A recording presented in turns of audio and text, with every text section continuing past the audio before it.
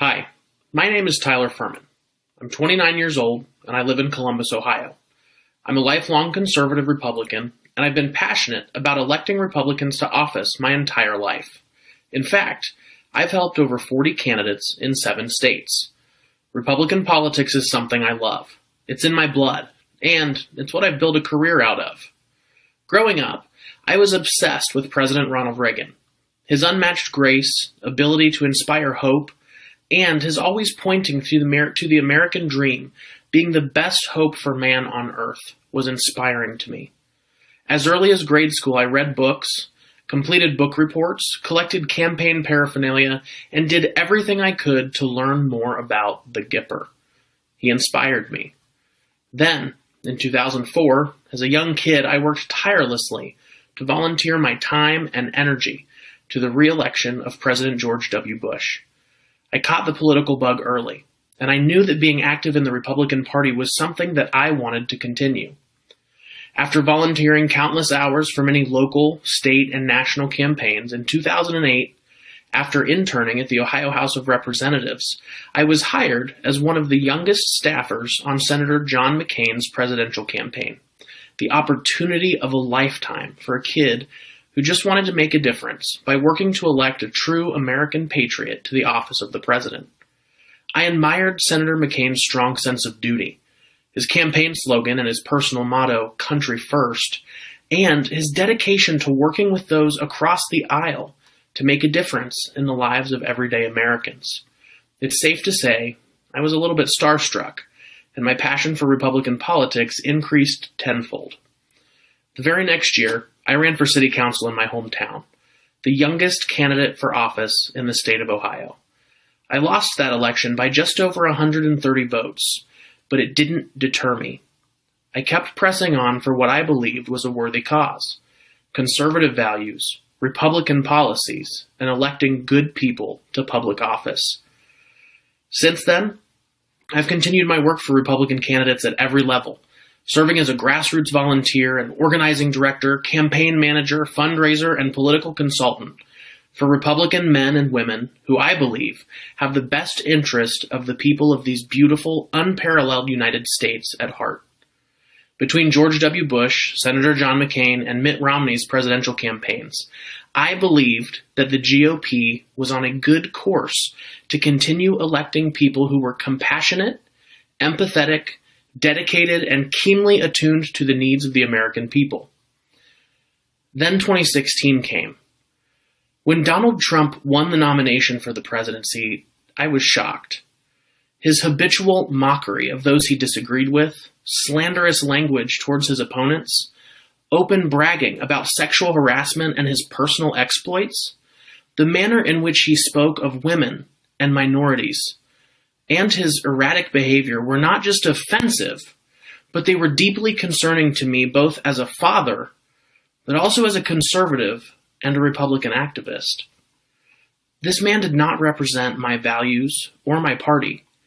I didn't vote for Donald Trump, and I didn't vote for his opponent. That year, I wrote in a candidate. I didn't think things could get worse, but I was wrong.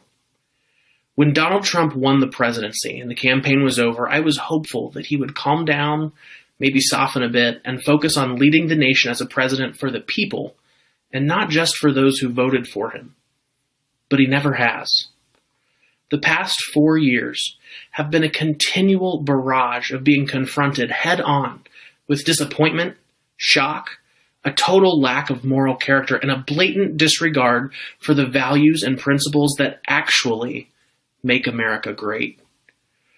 I've watched with horror as my fellow Republicans, friends, and family have been duped by this con man and his penchant for taking advantage of our worst fears for his own political gain. He exploits our individual weaknesses, and his confidants craft them into vicious, biting talking points used at campaign rallies, where he preys on our insecurities and asks us to ignore our better angels. I've sat in awe at the brazen attitude that President Trump shows towards in-your-face corruption that benefits his friends, family, and political loyalists while the American people suffer great loss. Whether on a federal level or here at home in Ohio, The culture of corruption enabled by President Trump and his closest allies is a threat to our way of life, our democracy, our Constitution, and our survival as a nation. The language used by Donald Trump, whether towards women, the media, struggling Americans, minority communities, or even just his political adversaries, is not just inconsiderate, but is downright, absolutely, incomprehensibly cruel and wrong. The American president should be an individual who speaks hope, who pushes us towards 1,000 points of light, or to be a shining city on a hill for the rest of the world, and not someone who can be counted on for nothing more than name-calling, spreading hate and vitriol, refusing to take responsibility, and shameless self-promotion by continually lying to the American people. This man does not represent the Republican Party that I know and love. He does not represent the United States that serves as a beacon of hope, light, and freedom to the poor and tired masses in desperation for a better life. Most of all, Donald Trump does not represent you and I, the values that we build our families on, the principles that we share across communities and political divides, or the truths that each of us believe to be self-evident, that all men are created equal, that they're endowed by their Creator with certain unalienable rights, among which are life, liberty, and the pursuit of happiness. I'll never forget telling a friend that I just didn't understand Donald Trump's slogan, "Make America Great Again," because America was and has always been, and always will be, great. We're great because we are good. We're a land of opportunity, hope, and freedom. It is the duty of you and I, as a good friend of mine often used to say, to rage against the dying of the light, to serve as lights in an often very dark place. In the midst of chaos, whether it's personal chaos due to unforeseen and uncontrollable circumstances, or chaos related to the world in general via pandemics, presidential elections, or the general lack of leadership we're faced with on a daily basis, there is a desperate need in the United States for humility, integrity, civility, and togetherness. Things that Donald Trump is absolutely incapable of providing us. To each other, we have to speak that we may not understand the world the same way. We may have genuine, strongly held disagreements, but we need to say, I see you, I hear you, and I'm glad that we're in this together. The path forward for our nation is only through unity despite disagreement, civility despite frustration, light despite darkness, and integrity despite temptation. We must embrace our better angels. We must deny our worst selves, and we must adhere to the time-tested truth that all men are created equal and should be treated as such. And we must find ways to highlight the hills and mountains that we stand together on, rather than the valleys that divide us.